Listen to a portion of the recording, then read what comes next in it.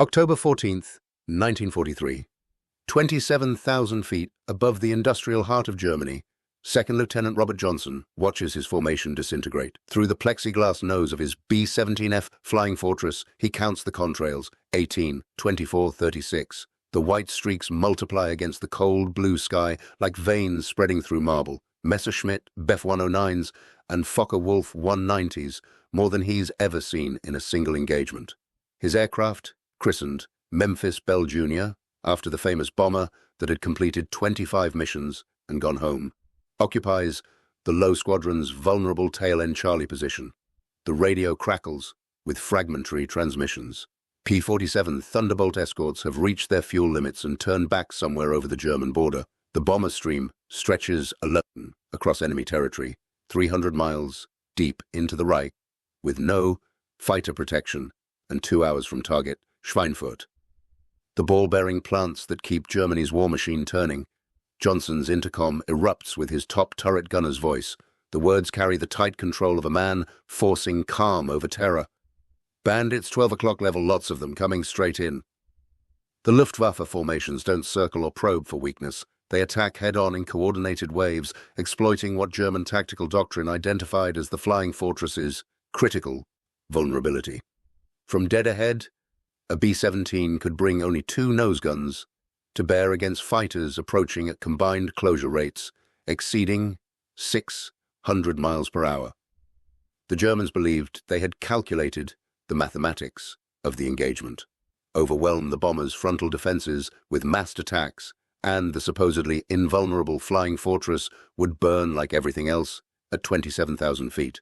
But Memphis Belle Junior carried modifications that existed in no official technical manual, modifications that violated weight and balance restrictions, stressed the aircraft's structure beyond design limits, and represented a field armorer's calculated gamble that firepower mattered more than regulations. Staff Sergeant William Chen had spent 3 nights in the maintenance hangar at Molesworth Air Base, installing additional 50 caliber Browning machine guns in positions where the Boeing engineers who designed the B-17 had never intended weapons to be mounted. 2 guns in the waist position had become 4. The single tail gun had a companion. Most significantly, the nose compartment that normally housed the bombardier and navigator now bristled with 5 50 caliber weapons angled to create overlapping fields of fire that transformed the bomber's weakest sector into a killing zone. If you're enjoying this deep dive into the story, hit the subscribe button and let us know in the comments from where in the world you are watching from today. What happens in the next 47 minutes would be documented in gun camera footage, debriefing reports, and witness statements that 8th Air Force intelligence officers would initially refuse to credit, an engagement so improbable that the official after-action report would be rewritten 3 times before being accepted into the historical record. The claims were simple and devastating. 13 50 caliber machine guns aboard a single B-17 Flying Fortress would account for 62 confirmed German fighter kills, the highest single aircraft kill count in the entire European Air War. By autumn 1943, the United States Army Air Force's strategic bombing campaign against Nazi Germany had evolved into a brutal contest of industrial attrition and aerial supremacy. The 8th Air Force, operating from bases across eastern England, conducted daylight precision bombing raids against targets deep in German territory, oil refineries, aircraft factories, submarine pens, and the ball-bearing plants at Schweinfurt and Regensburg that produced 80% of Germany's anti-friction bearings. The doctrine was simple in theory, devastating in execution. Heavy bombers would fly in tight defensive formations, their combined firepower sufficient to destroy any fighter force foolish enough to press an attack. Fighter escorts would accompany the bombers as far as fuel permitted, then hand off to fresh squadrons that would shepherd the formations to their targets and back to England. Reality diverged catastrophically from doctrine. The Republic P-47 Thunderbolt fighters that escorted bomber formations could reach only to the German border before fuel limitations forced them to turn back. The bombers continued alone into what crews called the Hornet's Nest, that zone of German airspace where Luftwaffe fighter concentrations could swarm formations without fear of American escort interference. The North American P-51 Mustang, with its superior range and performance, would not enter service in meaningful numbers until early 1944. For the cruise flying missions in autumn 1943, the mathematics were brutal and clear.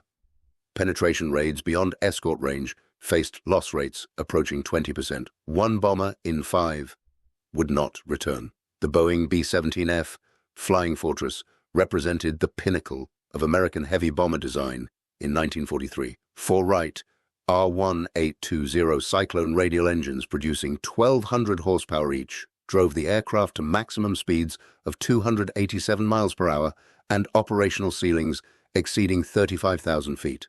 The bomber carried a crew of 10 and could deliver 8,000 pounds of bombs to targets 600 miles distant. But the B-17's reputation rested not on its bombing capacity, but on its defensive armament and legendary ability to absorb battle damage and remain airborne. Standard defensive armament consisted of 11 50-caliber M2 Browning machine guns positioned to provide overlapping fields of fire around the aircraft.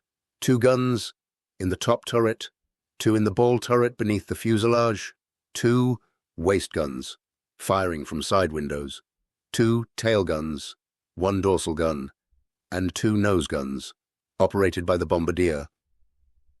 Each weapon could fire 750 rounds per minute with effective range of 1,000 yards.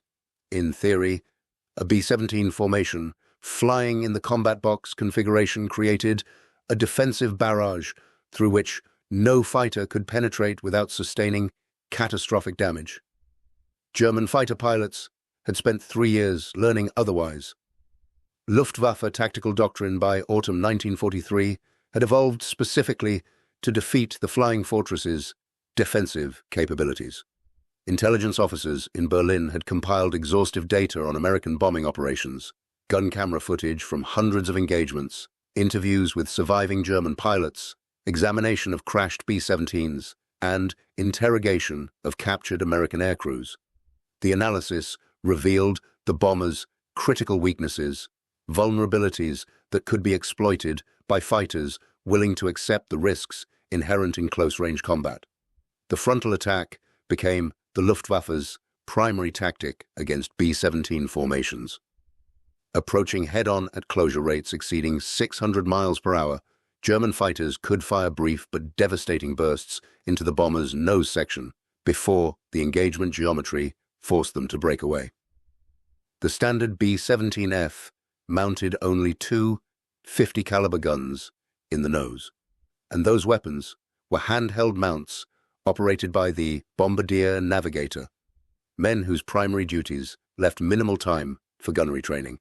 The frontal approach also brought fighters directly toward the bomber's most vulnerable systems: cockpit, oxygen supply, and the pilots themselves. A single burst from a Messerschmitt's 20mm cannons could decapitate a bomber's command structure and send the aircraft into an uncontrolled dive. Records from Jagdgeschwader 2, one of the Luftwaffe's premier fighter wings operating in defense of the Reich, documented the effectiveness of frontal attacks. Between August and October 1943, the unit claimed 137 B-17 kills.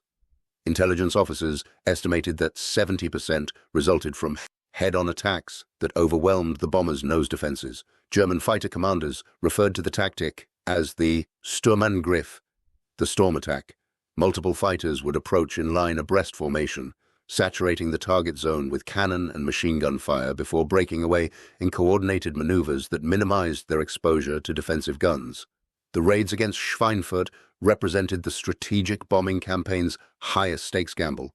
Intelligence estimates indicated that destroying the ball-bearing plants would cripple German armaments production within months. Every tank, aircraft, and artillery piece required precision bearings that only Schweinfurt's factories could manufacture in sufficient quantities. But Schweinfurt lay 300 miles inside German territory, beyond effective fighter escort range, and surrounded by some of the most concentrated air defenses in Europe.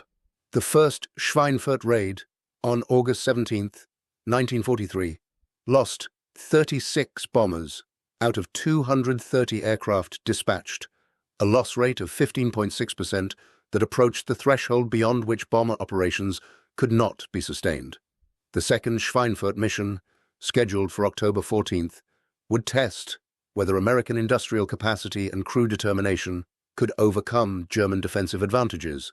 291 B-17s would strike the target in daylight, betting that their combined defensive firepower and bombing accuracy would justify whatever losses the Luftwaffe inflicted. The mission planners knew the mathematics. They also knew that alternatives, abandoning daylight precision bombing or accepting Germany's continued production of war material, were strategically unacceptable. What the mission planners did not fully understand was that some bomber crews had stopped believing in official doctrine regarding defensive armament. Technical orders from 8th Air Force Headquarters specified precise weapon configurations for each B-17 variant. The specifications existed for legitimate reasons. Each additional gun added weight that reduced bomb load, fuel capacity, or performance margins. Improper weapon placement could affect the aircraft's center of gravity and create handling problems that endangered crews. The Boeing engineers who designed the Flying Fortress had calculated optimal defensive coverage while maintaining the bomber's primary mission, delivering explosives to target and returning safely to base. Combat experience told a different story. Crews that survived multiple missions against German fighters began making unauthorized modifications to their aircraft. Additional ammunition boxes appeared in positions where weight restrictions supposedly prohibited them. Waist gun mounts were doubled despite official limits. Bombardiers and navigators requested extra nose guns from sympathetic armorers who understood that official doctrine was written by officers who didn't fly through the flak and fighter zones over Germany. Staff Sergeant William Chen was one such armorer. Assigned to the 351st Bomb Group at Molesworth Air Base in Northamptonshire, Chen had watched too many bombers return with nose sections shredded by German cannon fire. He had pulled too many dead bombardiers from their stations, killed by attacks that the official two-gun nose armament could not prevent. Chen possessed skills learned in his father's San Francisco machine shop, and he possessed something more valuable: the willingness to ignore regulations that he believed were killing American aircrews. Memphis Belle Junior received Chen's attention in early October 1943. The bomber had completed 15 missions, a survival rate that marked it as either exceptionally lucky or exceptionally well flown. Lieutenant Johnson's crew had a reputation for tight formation discipline and aggressive defensive tactics, but Chen understood that luck and skill would eventually fail against the massed frontal attacks the Luftwaffe was employing.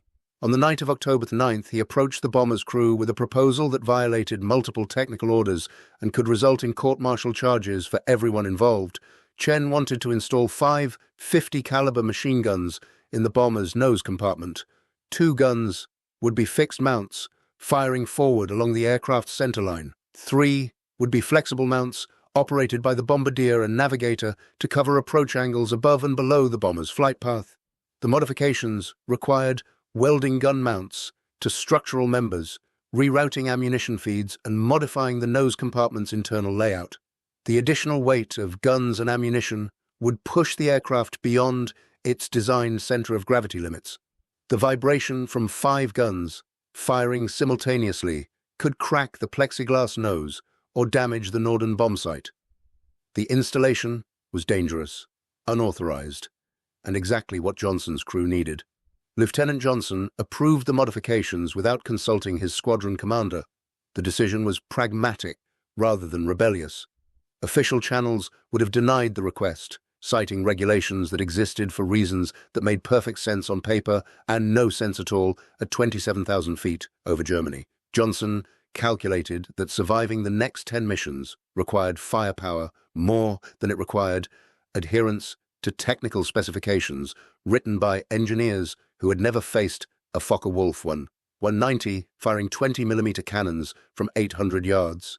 Chen worked through 3 consecutive nights, fabricating mounts in the base machine shop and installing them by flashlight while the rest of the airfield slept.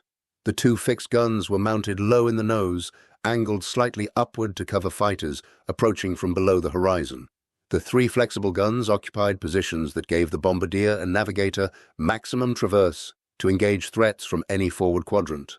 Ammunition boxes holding 500 rounds per gun were secured to structural bulkheads, their weight partially offset by reducing the aircraft's defensive ammunition loads in less critical positions. When Chen finished, Memphis Belle Junior carried 13 50 caliber machine guns, 2 more than any B-17 in the 8th Air Force. The modifications remained undetected through the mission briefing on October the 13th. Ground crews, performing pre-flight inspections, noticed the additional nose guns but assumed they represented authorized upgrades that had been installed while the bomber underwent routine maintenance. Johnson's crew said nothing during the briefing, and Chen ensured that the paperwork documenting the modifications would not reach headquarters until after the mission returned. If the bomber was lost, the unauthorized armament would die with it. If the mission succeeded, the results would speak for themselves. The Schweinfurt mission launched at 0945 on October the 14th under clear skies that promised excellent bombing conditions and equally excellent visibility for German fighters. 291 B-17s formed up over England in the standard combat box configuration, stacked at different altitudes to create overlapping fields of defensive fire. The 351st Bomb Group occupied a position in the low squadron, considered moderately safe within the formation's protective coverage, but still vulnerable if fighters penetrated the defensive screen. Memphis Belle Junior flew the tail-end Charlie position, last aircraft in the low squadron. The position offered minimal protection from neighboring bombers' defensive fire and maximum exposure to German fighters who had learned to target stragglers and isolated aircraft. Johnson had not requested the assignment, but neither had he objected when the operations officer placed his bomber there during mission planning. Experienced crews understood that someone had to fly tail-end Charlie, and complaining about tactical positioning was considered poor form among men who faced death as a routine aspect of their profession. The bomber stream crossed the English Channel at 10:30 hours and penetrated German airspace near the Belgian border at 11:15 P-47. Thunderbolt escorts from the 56th Fighter Group maintained close formation, their pilots aware that their fuel limitations would force them to abandon the bombers within the hour. German radar stations tracked the formation from the moment it departed English airspace, plotting course and altitude with precision that allowed Luftwaffe fighter controllers to position their forces along the bomber's projected route. The first fighter attacks commenced at 11:42, shortly after the P-47s reached their fuel limits and turned back toward England. Messerschmitt Bf 109s from Jagdgeschwader 11 attacked the high squadron in coordinated passes that knocked down 2 B-17s in the first 3 minutes. The bombers' defensive fire destroyed 1 German fighter and damaged 2 others, but the psychological impact of watching aircraft explode and fall burning toward the ground spread through the formation regardless of the kill ratios. Johnson watched the attacks develop through his position in the co-pilot's seat, monitoring engine temperatures and fuel consumption, while the pilot, Captain Richard Harrison, maintained formation position. The intercom carried a steady stream of target calls from the gunners as more German fighters appeared at multiple altitudes and approach angles. The Luftwaffe was committing everything they had to stopping the Schweinfurt mission. Intelligence estimates had predicted opposition of 150 fighters. The actual number would exceed 300.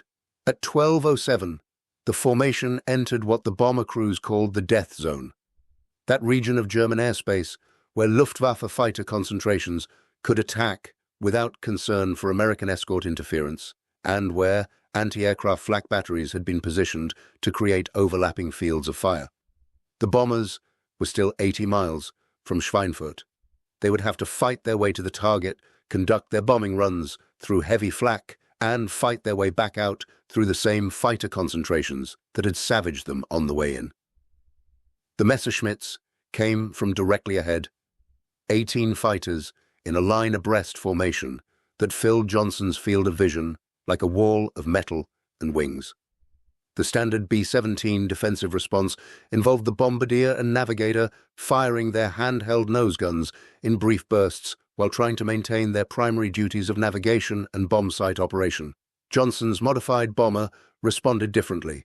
Staff Sergeant Thomas Bianchi, the bombardier, gripped the triggers of 350 caliber machine guns.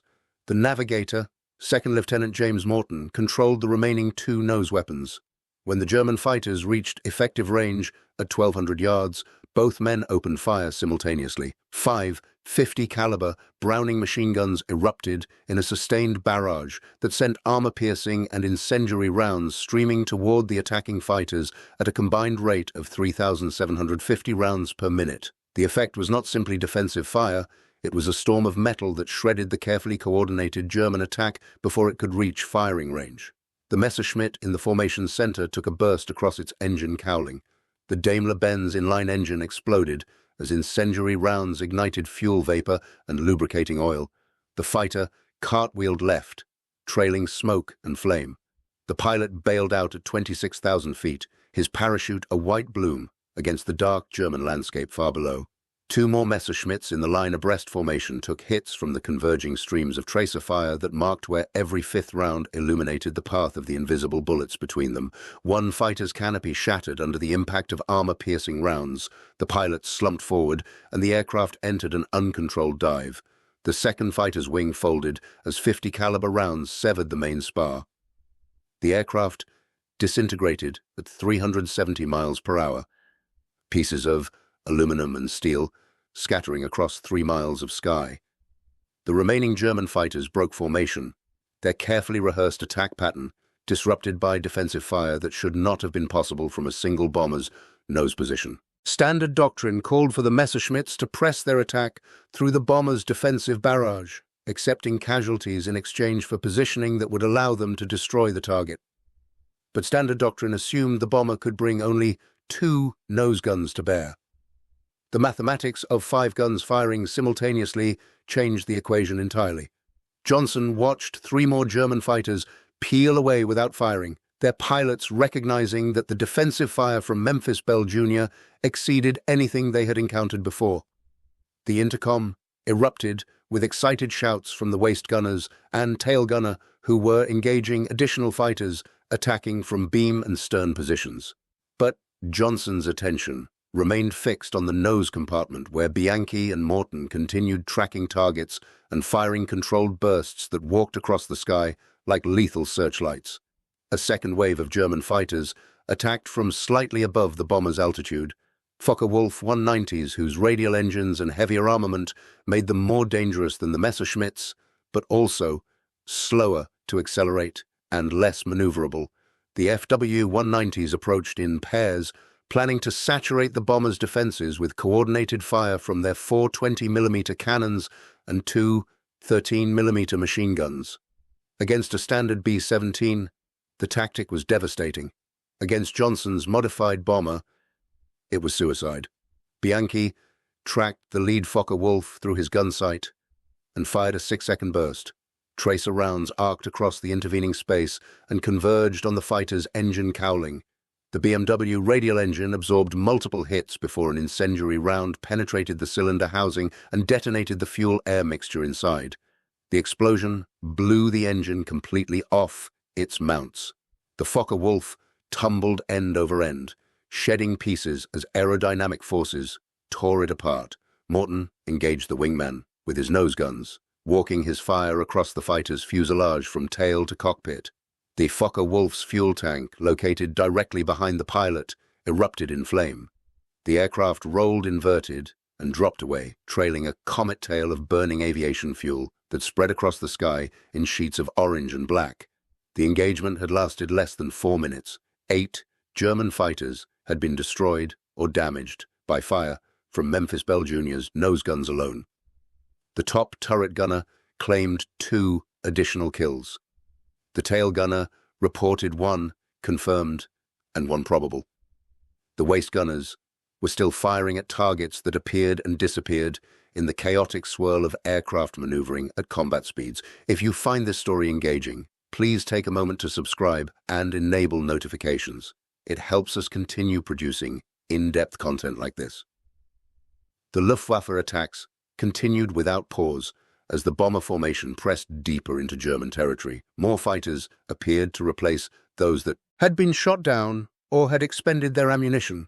The German fighter controllers understood that the Schweinfurt mission represented the war's critical engagement.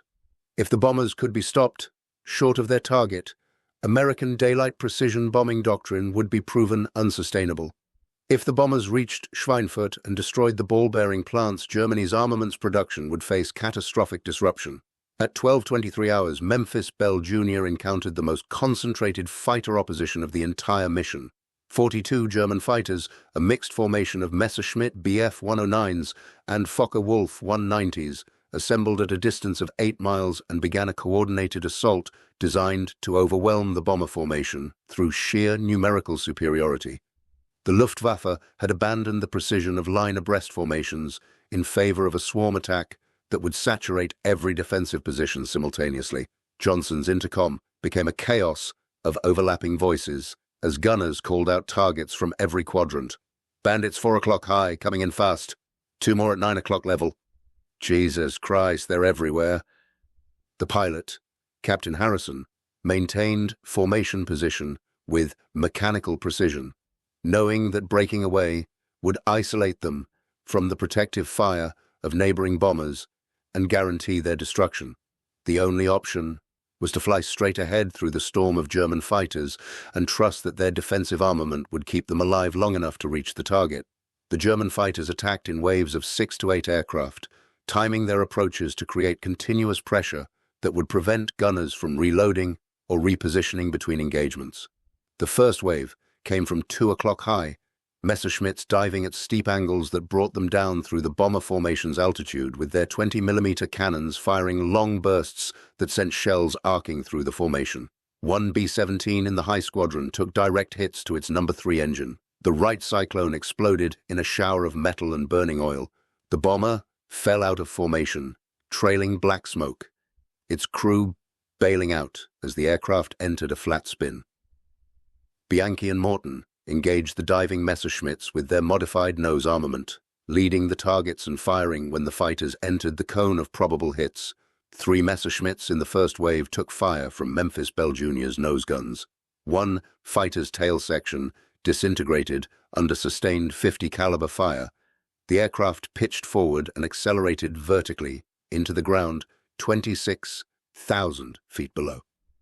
A second Messerschmitt took hits across its wing root. The structural damage caused the wing to fold upward at 90 degrees. The fighter tumbled out of control, its pilot unable to bail out before centrifugal forces pinned him in the cockpit. The third Messerschmitt broke away, trailing smoke from its engine compartment, but remained airborne.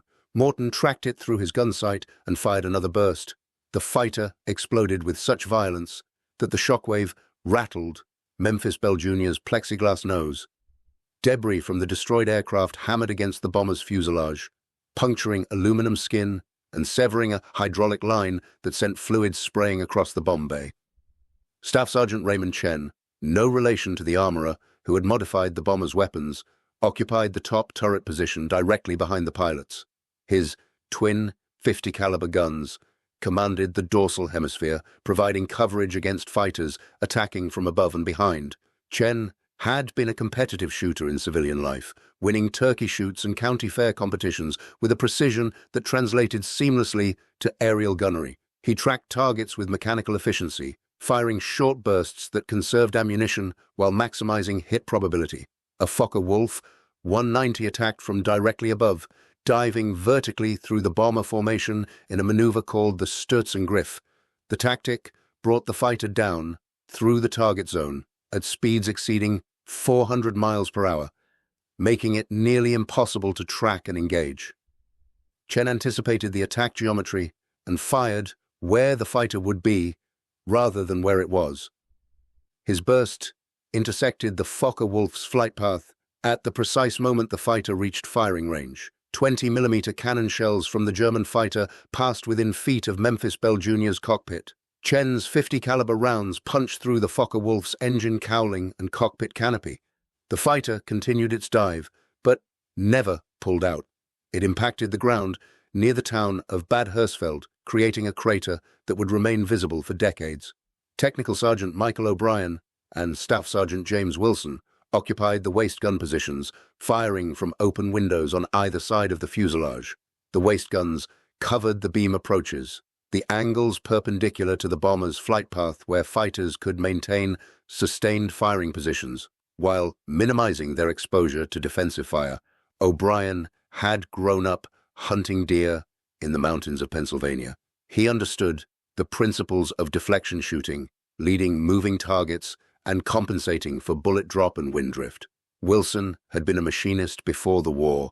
His understanding of mechanical systems translated into an intuitive grasp of how fighters maneuvered and where they would be vulnerable. Chen's unauthorized modifications had doubled the waist gun positions from 2 to 4 weapons, giving O'Brien and Wilson twice the firepower of a standard B-17. When German fighters attacked from the beam, both gunners could bring 4 50 caliber machine guns to bear simultaneously, creating a defensive barrage through which no fighter could pass without sustaining damage. The additional weapons also allowed one gunner to engage threats while the other reloaded, maintaining continuous fire during extended engagements. At 12:31, a formation of 6 Messerschmitts attacked from 3 o'clock level, approaching in line astern with precise spacing that would allow each fighter to fire and break away before the next aircraft entered the engagement zone. O'Brien tracked the leader through his ring sight and opened fire at 1,000 yards. His first burst missed low as he adjusted for the closing geometry. His second burst walked across the Messerschmitt's fuselage, stitching a line of holes from tail to cockpit. The fighter rolled right and dropped away, streaming coolant from its punctured radiator. Wilson engaged the second Messerschmitt in the formation, firing a sustained burst that emptied an entire ammunition box. The fighter's canopy shattered. The pilot slumped forward.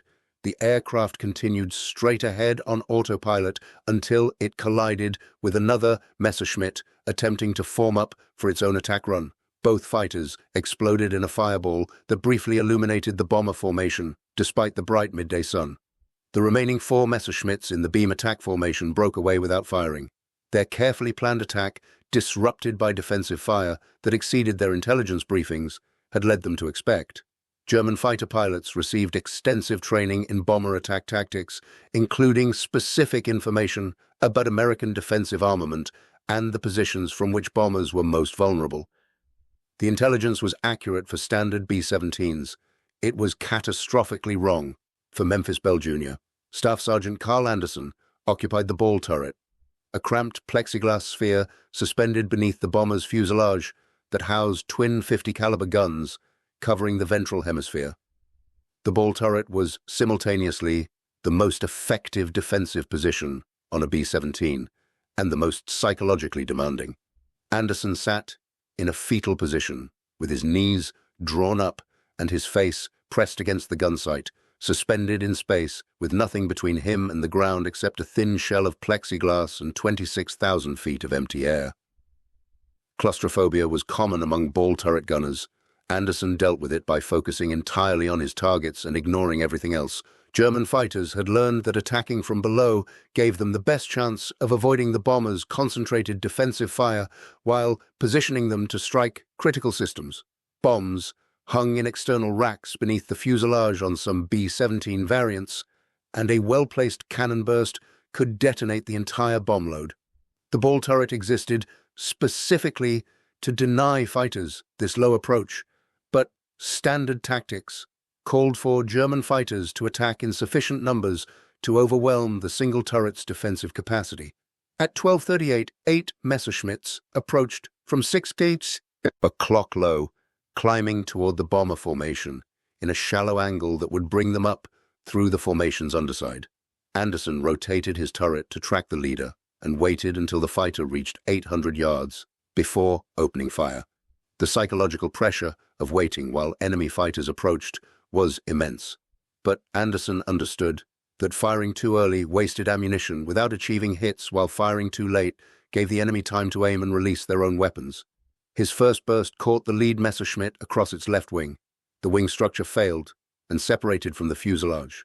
The fighter spun violently to the left, colliding with its wingman and destroying both aircraft. Anderson traversed his turret right and engaged the third fighter in the formation. A 4-second burst stitched across the Messerschmitt's engine. The Daimler-Benz 12-cylinder inline engine seized from thermal shock as 50-caliber rounds punctured coolant jackets and severed oil lines. The fighter's propeller stopped windmilling. The aircraft became a glider with insufficient altitude to reach friendly territory. The pilot bailed out, his parachute deploying successfully, condemning him to spend the rest of the war in an Allied prisoner camp. The remaining 5 Messerschmitts in the low attack formation scattered, breaking away before reaching effective firing range. Anderson had fired less than 300 rounds and achieved 3 confirmed kills with 1 probable. The efficiency reflected both his marksmanship and the tactical advantage of engaging targets while they were climbing toward the bomber formation, their energy devoted to gaining altitude rather than evasive maneuvering. Staff Sergeant Harold Martinez occupied the tailgun position, the loneliest and most exposed defensive station on the B-17. The tailgunner sat in a cramped compartment at the extreme rear of the fuselage, surrounded by plexiglass that offered visibility in every direction and protection from nothing. German fighters attacking from the rear could concentrate their fire on the tail position, knowing that destroying the tailgunner would open the bomber's 6 o'clock sector to sustained attack. Martinez had completed 19 missions, a survival rate that qualified him as a veteran among men whose life expectancy was measured in single-digit mission counts. Chen's modifications had added a second gun to Martinez's position, doubling his firepower from 1 to 2 50-caliber weapons. The additional gun required creative ammunition routing and reduced the already minimal space in the tail compartment to dimensions that barely accommodated Martinez's frame, but the tactical advantage was undeniable. A tail gunner with 2 guns could maintain sustained fire during reloading pauses, keeping attacking fighters under continuous pressure rather than allowing them brief windows of unopposed attack. At 12:44, 3 Focke-Wulf 190s attacked from directly astern, approaching in a tight V formation designed to concentrate their combined firepower on a single target. The lead fighter opened fire at 1,000 yards, his 20mm cannon shells tracing orange lines through the sky as they arced toward Memphis Belle Junior. Martinez waited until the fighters closed to 700 yards before returning fire. His twin 50s erupted in sustained bursts that sent tracers streaming back toward the attacking fighters. The lead Focke-Wulf took hits across its engine cowling. The BMW radial engine continued running, but began trailing white smoke as coolant leaked from punctured lines. The pilot maintained his attack run despite the damage, firing continuously as his fighter closed to 500 yards. Martinez kept his triggers depressed, walking his fire across the fighter's nose and cockpit. The Focke-Wulf's canopy disintegrated. The pilot fell back in his seat. The fighter pitched up violently, stalled, and fell away in an inverted spin. The 2 wingmen broke left and right, abandoning their attack run rather than pressing through the defensive fire that had just killed their leader. Martinez tracked the left wingman and fired a final burst that missed high as the German pilot threw his fighter into a violent split-S maneuver. The tail turret's traverse limitations prevented Martinez from following the target through its evasive maneuver. But he had accomplished his mission. The attacking fighters had been driven off without inflicting damage on the bomber. By 12:52, Memphis Belle Junior's gunners had expended over 8,000 rounds of 50-caliber ammunition and claimed 23 confirmed kills with 11 probables. The bomber's aluminum skin was punctured in dozens of locations, from near-miss, cannon shells, and machine gun fire. The hydraulic system was compromised. Number 3 engine was running rough from vibration damage. But the aircraft remained airborne and in formation, approaching Schweinfurt with bomb bay doors preparing to open. The target came into view at 1300 hours. The ball, bearing plants spread across the northern edge of the city like an industrial archipelago of factories, warehouses, and worker housing. Flak batteries surrounding Schweinfurt opened fire as the bomber formation entered their range envelope. Black puffs of smoke blossomed across the sky as 88mm shells detonated at predetermined altitudes, sending shrapnel fragments screaming through the formation. A B-17 in the lead squadron took a direct hit. The bomber exploded instantly, vaporized by the combined detonation of its bomb load and fuel tanks. 11 men died in less than a second, too quickly to feel pain or fear. Bianchi hunched over his Norden bomb site, manipulating the controls that would calculate the precise release point for their bombs. The site was an analog computer, a mechanical marvel that incorporated the bomber's speed, altitude, and drift to determine the exact moment when bombs released from the bay would impact the target below. German fighters continued pressing attacks despite the flak, their pilots accepting the risk of being hit by their own anti-aircraft fire in exchange for opportunities to destroy bombers during the vulnerable seconds when they flew straight and level on their bomb runs. At 13:04, Bianchi pressed the release toggle. 8,000-pound bombs fell away from Memphis Belle Junior's bay, arcing down toward the factory complex below. The bomber lurched upward as it shed 4 tons of weight. Harrison immediately began evasive maneuvers, breaking formation and diving to escape the flak zone. German fighters swarmed the bombers as they came off target, exploiting the confusion as formations scattered and individual aircraft became separated from mutual defensive support. A Messerschmitt attacked from 11 o'clock high, diving toward Memphis Belle Junior's nose in a classic frontal assault. Bianchi, no longer occupied with his bomb site, returned to his gun position and engaged the fighter with 3 of the modified nose guns. The Messerschmitt exploded at 600 yards, struck by incendiary rounds that ignited its ammunition stores.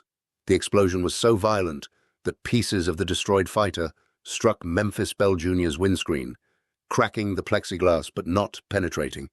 The flight back to England became a running battle as German fighters harassed the bomber formation across 300 miles of hostile territory. Luftwaffe controllers had positioned fresh fighter squadrons along the bomber's egress route, ensuring continuous pressure that prevented damaged aircraft from reaching friendly airspace. B-17s dropped out of formation, trailing smoke and flame. Some made it far enough for crews to bail out over occupied France, where the resistance might help them evade capture. Others fell burning into German territory, their crews killed by fighters that circled damaged bombers like sharks around wounded prey. Memphis Belle Junior fought its way west through relentless attacks that seemed to intensify rather than diminish as the formation approached the German border. At 13:47, near the town of Aachen, a final massed attack developed from all quadrants simultaneously. 16 German fighters committed to a coordinated assault designed to overwhelm the bomber's defenses through saturation. Every gun on Memphis Belle Junior fired simultaneously.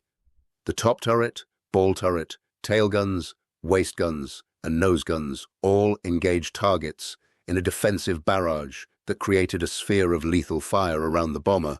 Tracers arced in every direction. Shell casings cascaded from gun breeches, bouncing off the fuselage floor and rolling around the feet of gunners who ignored everything except the targets in their sights. 3 German fighters exploded under the concentrated fire. 4 more broke away, trailing smoke. 2 collided while attempting evasive maneuvers, destroying both aircraft. The remaining 7 fighters expended their ammunition and withdrew toward their bases, their pilots having pressed their attacks with extraordinary courage against a bomber whose defensive fire exceeded anything in their experience or training. At 14:23 P-47, Thunderbolts from the 56th Fighter Group intercepted the bomber formation near the Belgian border, their arrival signaling the end of the fighter gauntlet. The German fighters broke off immediately, their fuel states and ammunition exhaustion forcing them to disengage, regardless of targets still available. The bombers limped toward England, counting their losses and assessing damage that ranged from superficial to catastrophic. Memphis Belle Junior crossed the English coast at 15:09, with number 3 engine shut down completely, hydraulic fluid streaming from severed lines, and over 200 holes in its airframe. The bomber carried no dead crewmen, a statistical improbability given the intensity of the engagement it had survived. Landing at Molesworth required manual gear extension after the hydraulic failure prevented normal deployment. Harrison brought the damaged bomber down in a landing that was controlled rather than graceful, the aircraft touching down hard and requiring maximum braking to stop before the runway ended. Ground crew surrounded the bomber as the engines shut down and the crew climbed out on legs that shook from adrenaline depletion and oxygen deprivation. The aircraft's exterior told the story of the mission more eloquently than any debriefing report. Cannon shell holes, machine gun strikes, shrapnel damage from flak, and long streaks of scorching where tracer rounds had passed close enough to burn paint from aluminum skin. Chen, the armorer, whose unauthorized modifications had transformed Memphis Belle Junior into the most heavily armed bomber in the 8th Air Force, stood beside the aircraft, counting the modifications that had survived the mission. All 13 guns were present, though several barrels showed heat stress and would require replacement. The ammunition boxes were empty, over 9,000 rounds expended during the 3 hours between crossing into German airspace and returning to England. The modifications had worked beyond anything Chen had projected when he first proposed installing additional nose guns. The debriefing lasted 4 hours as intelligence officers questioned each crew member about specific engagements, target identifications, and damage assessments. When Johnson claimed 62 confirmed kills for his aircraft, the debriefing officer stopped writing and looked up with undisguised skepticism. The number was impossible. The previous single aircraft record for an entire mission was 19 confirmed kills, achieved by a B-17 crew during a raid on Regensburg 2 months earlier. 62 kills represented more than 3 times that record. Johnson insisted on the accuracy of his claim. Gun camera footage would confirm the nose gun engagements. The other gunners maintained detailed mental counts of their individual kills. The top turret gunner claimed 9.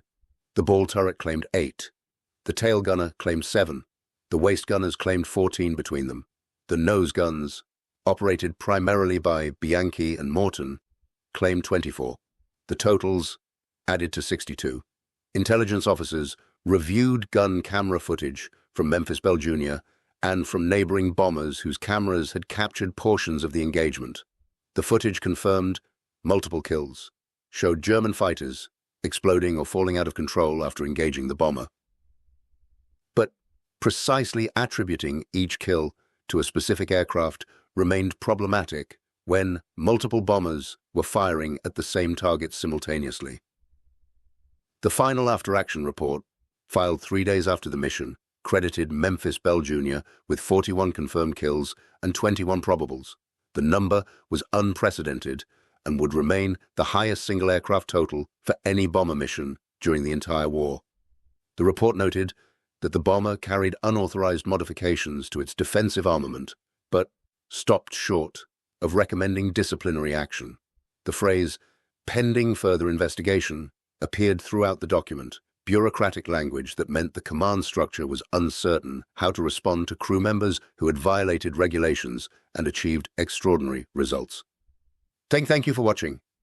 For more detailed historical breakdowns, check out the other videos on your screen now and don't forget to subscribe.